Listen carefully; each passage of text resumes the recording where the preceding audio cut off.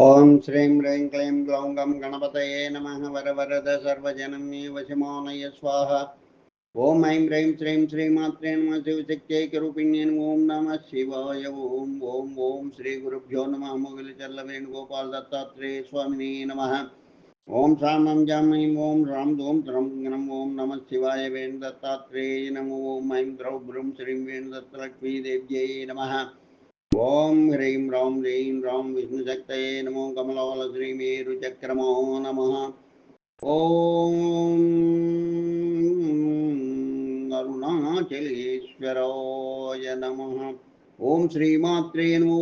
అరుణాచలేశ్వరాయ నమః. ఓం శ్రీ శేషాద్రి స్వామినే నమః. ఈ శేషాద్రి స్వామి చరితామృతం 9వ అధ్యాయం. స్వామి పార్వతీదేవిగా దర్శనమిచ్చుట. అరుణాచల క్షేత్రంలో భక్తులు స్వామిలో తమ ఇష్టదైవాన్ని దర్శించిన సంఘటనలు కోకొల్లలు. కొందరు భక్తుల అనుభవాన్ని బట్టి పార్వతీదేవి స్వయంగా స్వామి రూపంలో అవతరించారని భావించడం జరిగినది. సర్వము విశ్వాత్మగా భావించే స్వామిలో సర్వదేవత దర్శనం జరిగేది. అటువంటి అద్భుత సంఘటనలో పార్వతీదేవిగా దర్శనమిచ్చిన కొన్ని సంఘటనలను ముచ్చరించుకుందాం. నేడిమేటి సుబ్రహ్మణ్య అయ్యర్ చిదానందనాథ, బ్రహ్మశ్రీ ఎన్ సుబ్రహ్మణ్యం అయ్యర్ శ్రీ విద్యోపాసనలో ప్రసిద్ధుడు. ఉపాసనా విధులపైన శ్రీ విద్యా రహస్యాలను గురించి ఆయన ఎన్నో గ్రంథాలు రాశారు. శ్రీనగర విమర్శ, శ్రీ గురుతత్వ విమర్శ అనే గ్రంథాలు వారివే. మంత్రశాస్త్రంలో వారితేరిన చేయి. కర్మానుష్ఠానములను అనుసరిస్తూ సమదృష్టి కలిగి శిష్యులకు మార్గదర్శిగా ఉండేవారు. వీరి సమక్షంలో ఎవరికైనా రాగద్వేషాదులు శాంతించేవి. వీరికి శేషాద్రి స్వామిపై పరమభక్తి. స్వామిని పరమ గురువుగా ఆరాధించేవారు. వీరి పూర్వీకులు ఆంధ్రదేశంలోని గోదావరి ప్రాంతం నుంచి కాంచీపురమునకు దక్షిణముగా ఉన్న సిప్పితాంకులం అను గ్రామమునకు వెళ్ళి స్థిరపడ్డారు. తండ్రి నరసయ్య, తల్లి కనకమ్మ. వీరు మద్రాసులోని ట్రిపుల్ నందలి కార్పొరేషన్ పాఠశాలలో ఉపాధ్యాయులుగా, తర్వాత ప్రధానోపాధ్యాయులుగా ఉద్యోగ బాధ్యతలు నిర్వహించారు. 1911వ సంవత్సరంలో వీరు ఉత్తర దేశ యాత్ర చేస్తూ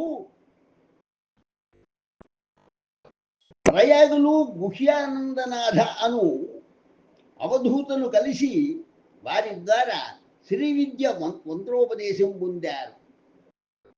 వారు వీరికి చిదానందనాథ అని పేరిడి ఆత్మ సాక్షాత్కారం లభించునని ఆశీర్వదించి తిరిగి దక్షిణ దేశం వెళ్ళమని ఆదేశించినారు.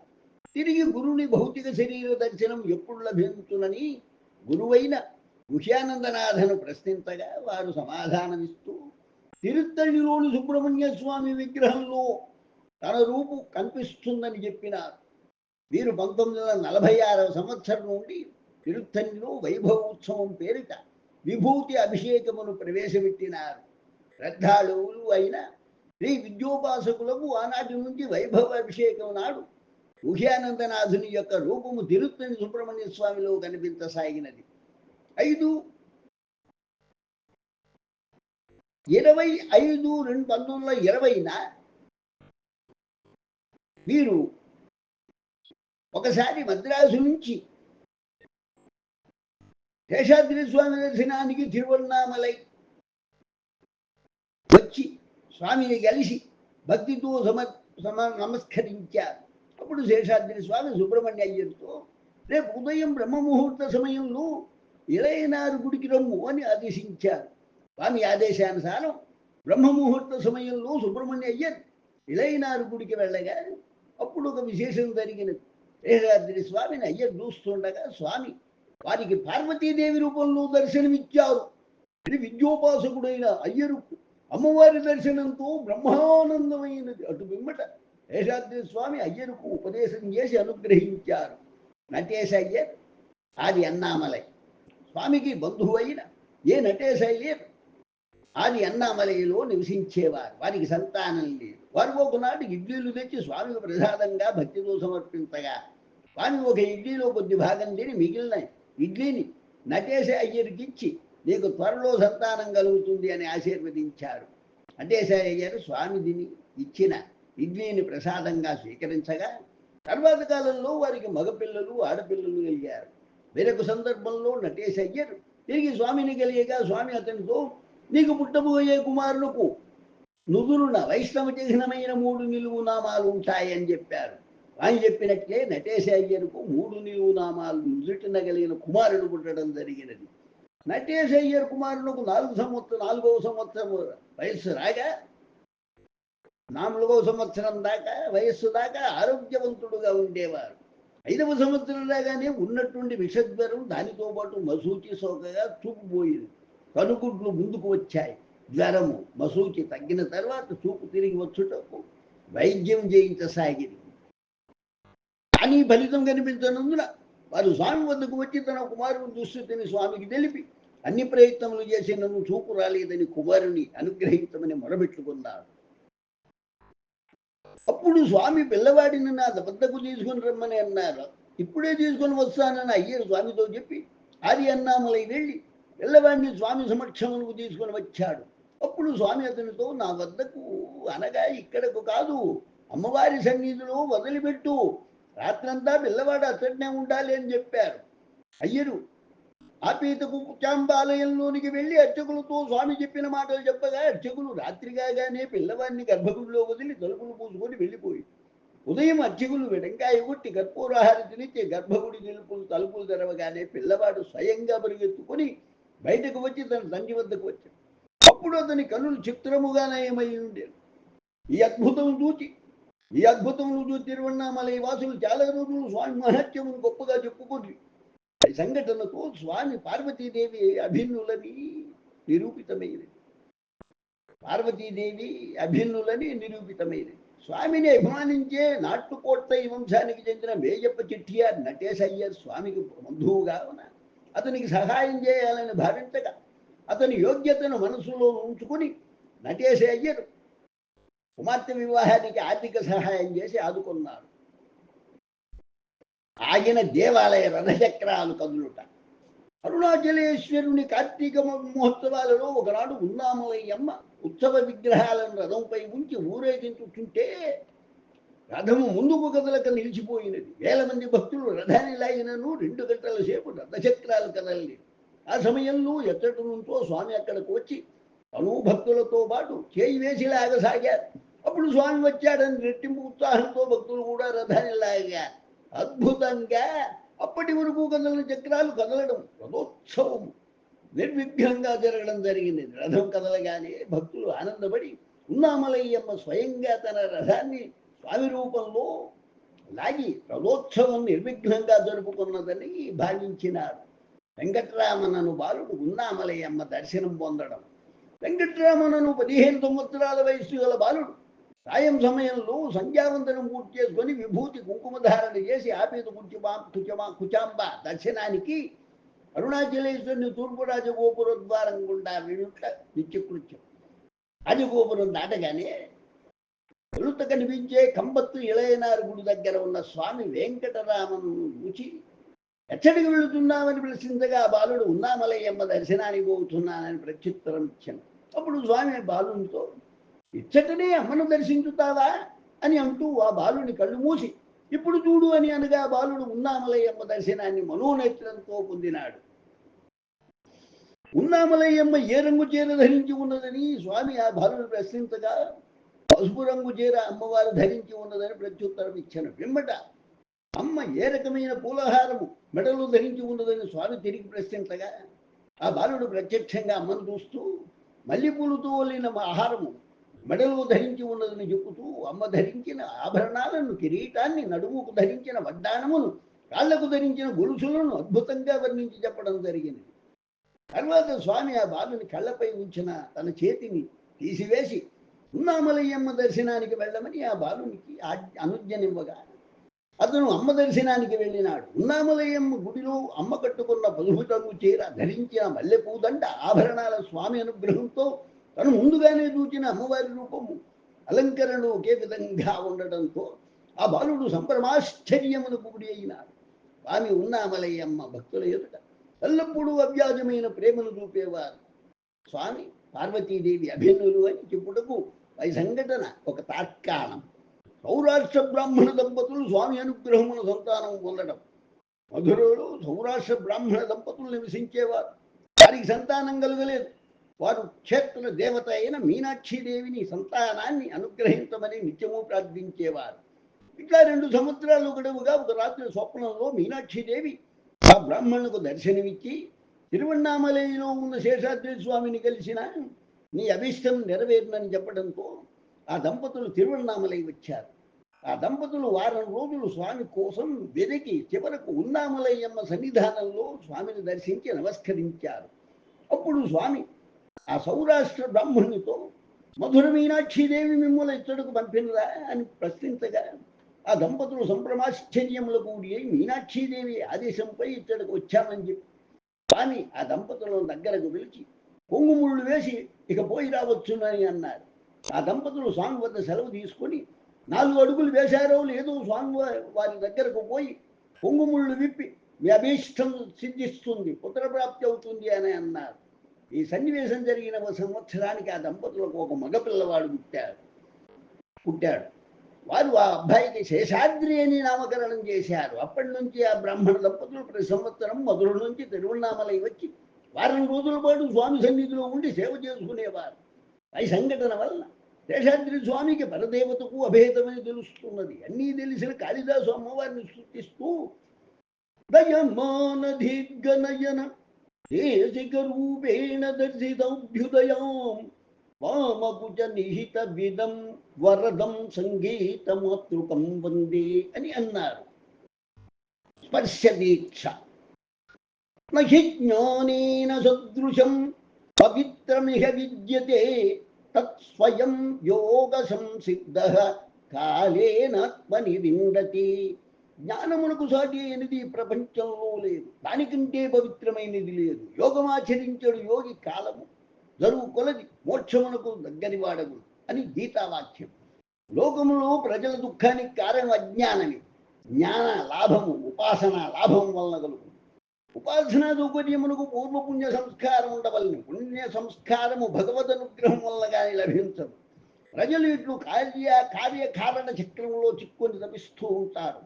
స్వామి ఉత్తమాధికారులకు స్పర్శదీక్ష ఇచ్చి అనుగ్రహించేవారు. స్పర్శదీక్ష అనగా గురువు శిష్యుని దేహభాగమును స్పృశించి శిష్యుని ఆత్మవికాసంలో అడ్డుపడి ప్రతిబంధకాలను తొలగించుట. స్వామి అనుగ్రహాన్ని పొందిన వారి సన్నివేశాల్లో కొన్నిటిని ముచ్చటించుకుందాం. ES Ramaswamy Sastri sub magistrate. ES Ramaswamy Sastri తిరువణ్ణామలైలో సబ్ మెజిస్ట్రేట్గా పనిచేసేవారు. వేదాంత గ్రంథాలను అధ్యయనం చేసి వైదిక కర్మలు చేస్తూ ధార్మిక జీవితాన్ని గడిపేవారు. సాధువులు యోగుల సాంగత్యం కోరుతూ ఉండేవారు. వీరు నిత్యము జపధ్యానములు చేస్తూ తిరువణ్ణామలైలో ఉన్న సమయంలో స్వామిని రమణ మహర్షిని కలుస్తూ వారి యందు ఆరాధన భావాన్ని పెంపొందించుకున్నారు. రామస్వామి శాస్త్రి ఒకరోజు దైనందిన విధులలో భాగంగా బ్రహ్మముహూర్త సమయంలో ధ్యానంలో కూర్చోగా మనస్సు ఏకాగ్రముగానందున ధ్యానము కుదరక అవస్థపడుతుంటే స్వామి రామస్వామి శాస్త్రి ఇంటికి వచ్చి తలుపు తట్టారు. రామస్వామి శాస్త్రి తలుపు తీయగానే ఎదురుగా ఉన్న శేషాద్రి స్వామిని చూచి తొలుత సంభ్రమాశ్చర్యమును గురి అయి తరువాత తేరుకొని తన ఇష్టదైవం స్వామి రూపంలో వచ్చినాడని భావించి సాష్టాంగ నమస్కారం చేసినాడు. అటు పిమ్మట స్వామి రామస్వామి శాస్త్రితో ఏమి చేయుచున్నావు అని ప్రశ్నించగా రామస్వామి శాస్త్రి స్వామితో ధ్యానాభ్యాసము చేయుచున్నానని, కానీ మనోచాంచల్యముతో ధ్యాననిష్ట కుదురటలేదని చెప్పారు. అప్పుడు స్వామి రామస్వామి శాస్త్రిని నోరు తెరవమని చెప్పగా శాస్త్రి నోరు తెరవగానే స్వామి తన చేతి 2 వేళ్లను శాస్త్రి నాలుక కింద పెట్టి నొక్కగా శాస్త్రి ఆ క్షణమే దేహస్మృతిని కోల్పోయి సమాధి స్థితి అను నిర్వచనీయమైన దివ్యానంద స్థితిలోనికి వెళ్ళింది.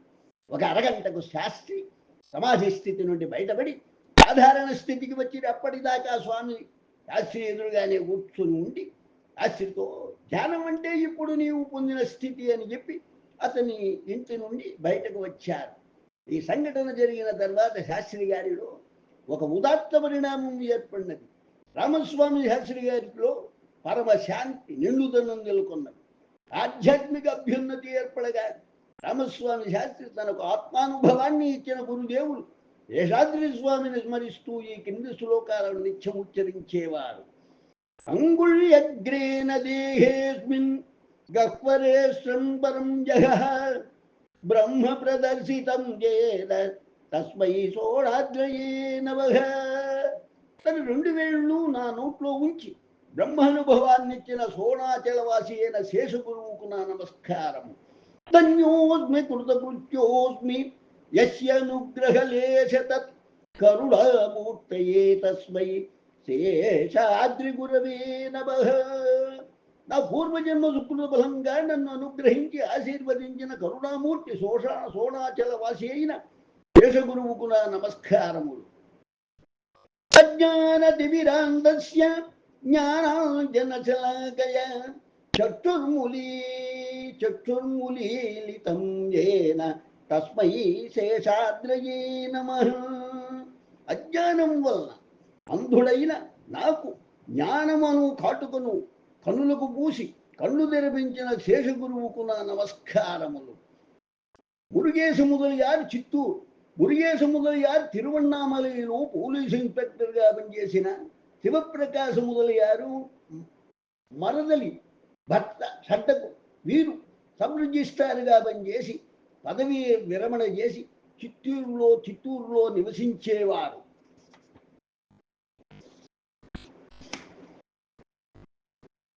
వీరు దైవభీతి కలిగి ఉన్నత సంస్కార జీవితం గడిపిన వారు. వీరు తమిళ భాషలోని ప్రబంధాల్లో ఉన్న 4000 కీర్తనలు శ్రావ్యంగా గానం చేసేవారు. శివప్రకాశ మొదలయ్యారు ఎప్పుడైనా మురుగేశ మొదలయ్యాన్ని కలిసిన ఎడల శేషాద్రి స్వామి గొప్పతనాన్ని వారికి వివరించి చెప్పేవారు.